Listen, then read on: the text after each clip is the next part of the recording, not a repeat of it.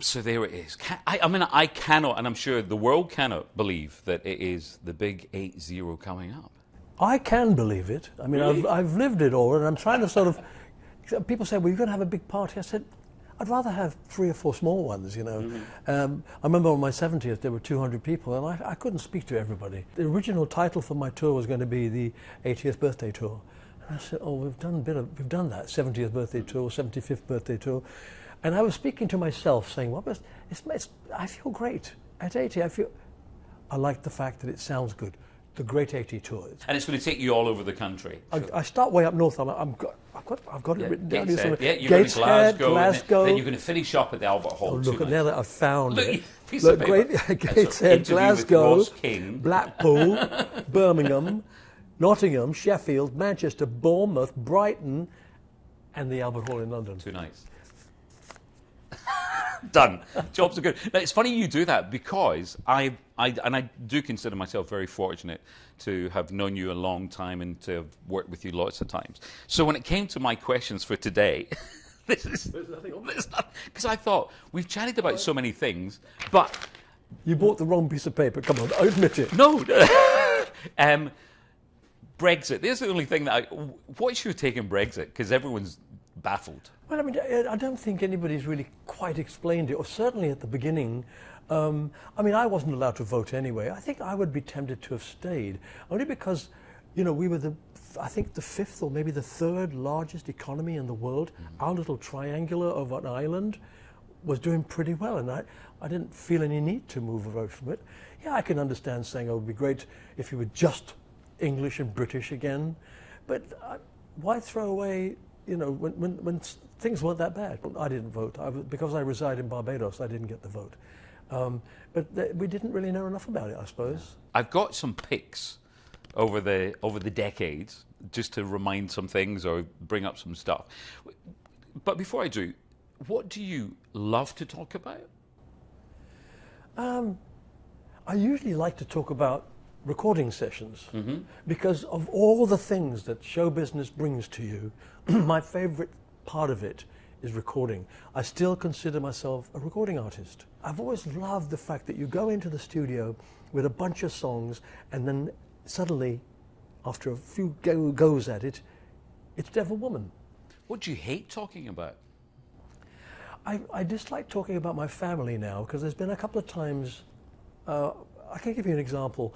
My sister Joan and I, we sort of lived closer to each other, so we talked a lot about things. And my sister Jackie also was with her, and they're the ones that found a home for my mother who had dementia. And Joan and I were talking once in Portugal. She lives in Portugal. And she said to me, and we were just thinking, oh my goodness, maybe it'll happen to us. She said, well, if it happens to me, will you look after me? I went, of course I will. I'll put you in a cell.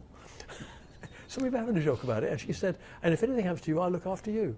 And I told this to a journalist, and then they wrote that Cliff and his sister have made a suicide pact. And my sister was so upset, and I said, well, you know we didn't. We were just having fun, trying to, you know, dealing with a person, a mother particularly, or any family member that has dementia is really not very easy. And so we were trying to make light of it and easing it off for ourselves. So it's talking about my family now. I only used an instance like that to explain why I don't like talking about family or friends. They're not in show business, and the press have no need to have any opinion about them. But everything's fine. I mean, again, meeting you like this, I mean, every time we come, I'm doing something. And for me, Brexit, Hexit, who cares, Rocket. But I have to say that of all the things, the second best is live. The first is making that record. And then when you sing that record, you know, on stage, and you get a comment on a letter saying, it sounded like the record. It's fantastic, because actual fact, folks, it's actually impossible to sound like the record. When I recorded the last album, Rise Up, you're in the studio, headphones, your voice is all you hear. You hear no air conditioning sounds. It's chilly, isn't it? No air conditioning sounds, no traffic sounds. It is perfect, and all you get is your voice. On stage, there's 5,000 people out there coughing and sneezing and laughing and cheering, and it's never going to be quite the same. But if you can convince somebody that it does sound like the record, To me, that's the best accolade an artist can have. I dreamed about being like Elvis. And then suddenly I had a career, and we were competitors together. And I loved that. But did I think it was going to go on for 60 years? No. I didn't think I'd ever be 60 years old, let alone have a career that's lasted 60 years. So I'm shocked about everything and thrilled about everything. I think I've been probably the luckiest pop star that ever lived. So let's a little trip down memory lane. Good pictures, no trick ones. Although the first one, funnily enough, this is the weirdest thing, is this actually you? Yes, it is. And there's one, it's not exactly embarrassing because there's another one naked on a rug, face down, of course. But And you were 23 at the time with that one. no, I was younger than that. But I don't know what I was doing. It's funny, it was used once in a book or something, and I think somebody wrote the title, Even the Pose is There, you know. Obviously, I was saying, is that the way to the toilet? Was there a feeling back then, did you think? I would have been in India then, by Yeah, the way. I was born in India. And how old would I have been there? About 7 or 8? Looks about that, yeah. No, it wasn't 8. No, it's probably 5 or 6. Yeah. Because I had my 8th birthday in England. Wow. Yeah. And then, was there any thoughts? Was the performer there? I mean, the pose is there, but... No, but I was interested in the music. My mother used to tell a story when friends and relations came round. We had one of those wind-up gramophones. Remember, it was in the 40s. And my mother and father would play it, and I would mess around with the records. And apparently, she said, the party trick was, she would say to me, Harry, bring me Chewing a Piece of Straw. There was a song called Chewing a Piece of Straw. Da, da, da, nothing could make me more. And apparently, I was maybe 4 or 5, didn't read. I used to go, look through all the things, bring it, and sure enough, it was Chewing a Piece of Straw. And she said, she thought then afterwards when I spoke to her later, she said, you obviously did have a thing about music. 1958 is the year. Oh, that's the year What a handsome boy, eh? My record, my record career, recording career, had nothing to do with my vocals. I was quite cute. I look back and think, oh my God, where's it all gone? In fact, Sting said something, and I've never, until I heard him say it, he articulated it so well. A journalist said to him, look, you're British. You live in New York, you perform in America, you live in LA. What are you? He said, well, I suppose I'll always be British. He said, but my soul is American. And I now say to people, well, I'm like Sting. My soul is American. And all of us who in Britain found our careers because of pop rock music, in the end, we had to feel what they felt. And all that period, when I first started, we didn't know what we were doing. We were just trying to emulate what the Americans were doing. And the Shadows and I got lucky, and that, for instance, Move It sounded American. And when we did an album called Me and My Shadows, I was doing Top of the Pops, and Peter Green, who was one of the original guitarists of Fleetwood Mac, he said to me, we cut our teeth on that album. Can you imagine someone like the Fleetwood Mac saying that to me? I said, oh, well, and that was the first album we thought. We took the influences of America, but it sounded European as well. It was a European rock sound. But in the end, the fatherland of rock and roll is America, and I thank God for it. Let's move into the 60s. 1960. Ta-da. As I'm looking at this now, I'm going, there's a little bit of eye makeup here, I think. No, or is that just you? No, that's not. No, that's not. No, I don't think that's makeup. No. No, I didn't know. Yeah, I didn't great. wear makeup in those days. Although, no, we did. On stage we did. But, we didn't know how to do it. When we see photographs of us, we used to put this orange makeup on, and it stopped here. It's ridiculous. You hold the microphone, your hand wide, and there's this orange makeup. And it was later on that people that said, we got helped to say, let's do it. I can't wear makeup on stage now. It runs into your eyes. So every time you do, you look like you're singing a sad ballad or a bad salad. So I now use powder. I don't think I've seen you look better in a long time. Seriously. Well, I mean, I think, I've had a few bad periods in my life, but one major bad period. And that really was, when I saw myself in the mirror, I thought, wow, something's happened to me. But that's all gone now. Yeah. It's fantastic talking with you now, and I'm talking about recording and touring and everything. Yeah. And last year when I did my tour, actually no, earlier this year, yes, I did a 5-day tour to catch up with the folks who couldn't see me last year. And my band said, "You're back." And I said, "What do you mean I'm back?" He said, "Well, even last year," he said, "you hadn't quite got over it all." And so when they said that to me, I thought, that's right, because I started looking in the mirror and I'd filled out a little bit again. I was getting very drawn. It was 4 years of no sleep, really, basically, maybe 3 hours a night. So yeah, I feel good now, and I feel like I can look in the mirror now and say, okay, I'm no longer like that picture you showed me earlier, but I can be happy to be 80 and feel comfortable and still be able to move around. 1972 was the year. Oh. Olivia, God bless her. Yeah, she's a fantastic girl. And you know, we've remained really good friends. And I was going to say close, but we are close friends, even though we don't see each other for years. Because I introduced her to the planet on my TV show, because we shared the same manager. I had the TV show. She had just recorded "If Not For You," and he said, "Why don't you have her on the show?" I went, "Yes," because she was in my backing vocal group at the time. So she came on for a week, stayed for 8. I couldn't get rid of the woman. Everybody loved her. The camera loved her. The cameramen loved her. I loved her. The audience loved her. And even now, when we talk on the phone, she'll say, "Hey, good day, Cliff. How are you, darling?" And it's just the same sweet, gifted woman that we have. Only now, I think it's common knowledge that she's still battling. Well, she refuses to call it a battle. She has cancer. She has something bad in her. She's getting rid of it. And I'm quoting her. Yeah. And that's what makes me admire her even more. She gave up a career for nearly 18 years just to go and speak to women about breast cancer. And the darn thing came back. But she went through a terrible time of pain, and the pain is gone.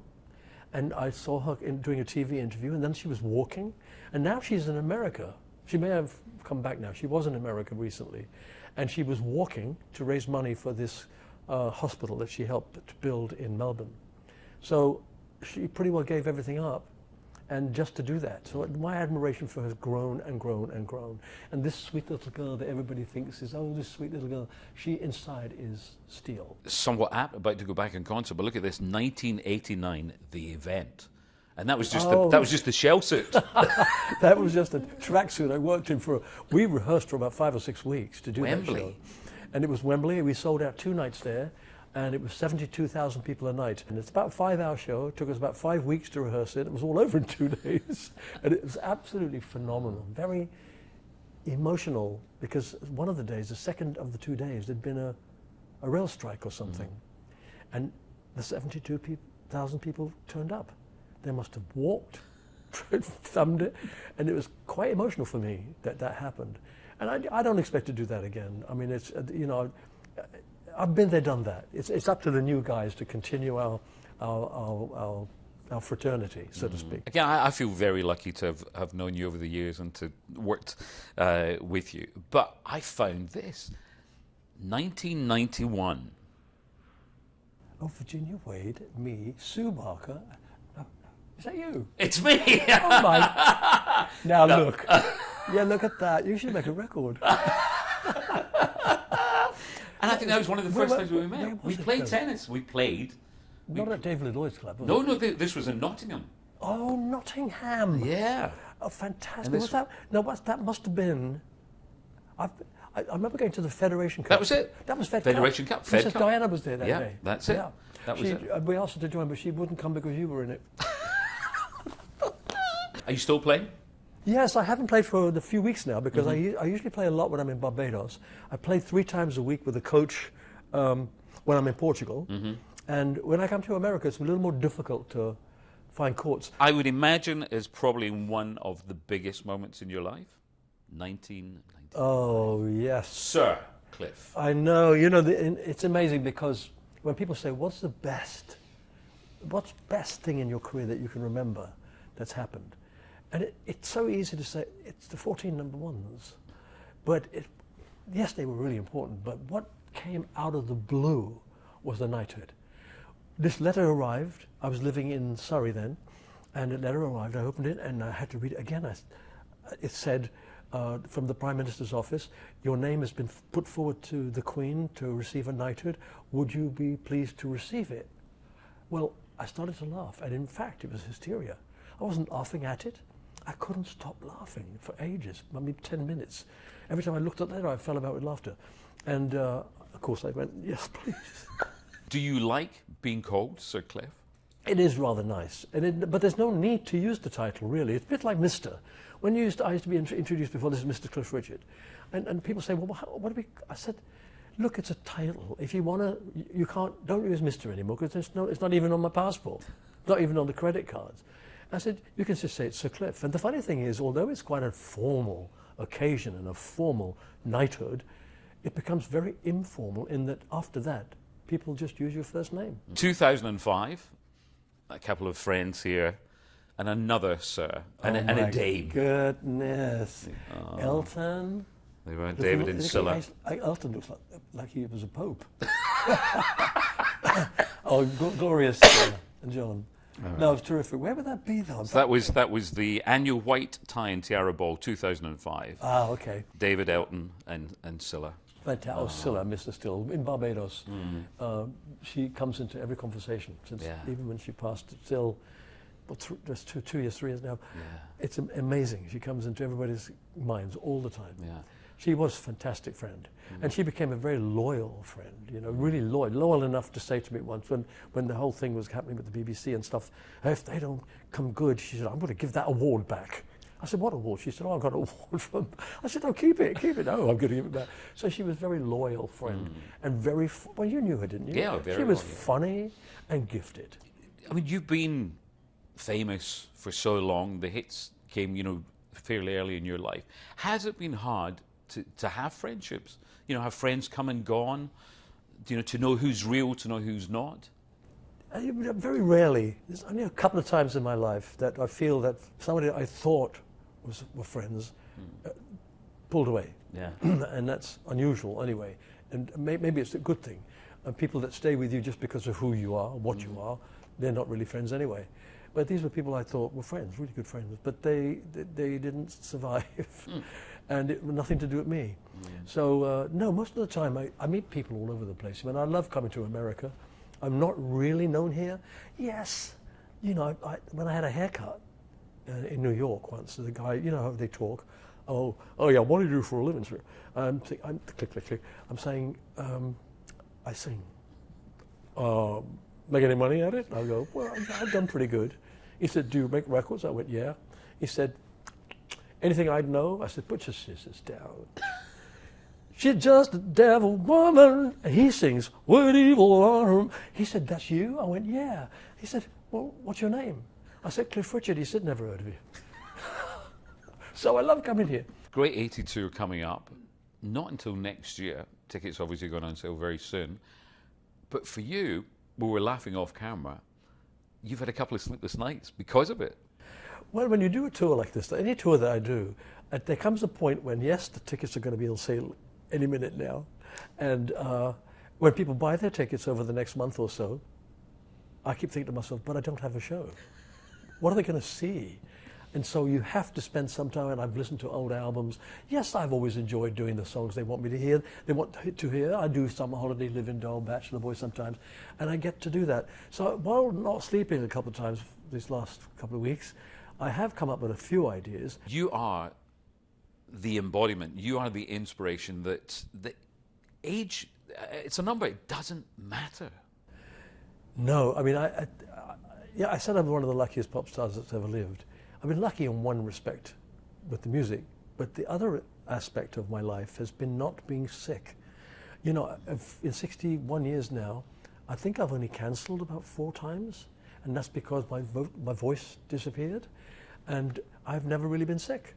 And I've only spent 1 night in hospital, I have a gallbladder removed, and that's it. Have you heard that phrase, older and wiser? Well, all I've done is get older.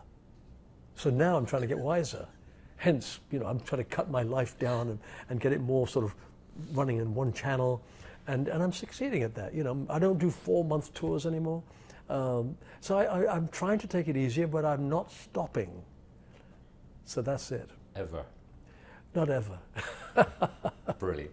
Thank you, Pat. Cheers, my friend. Thank you.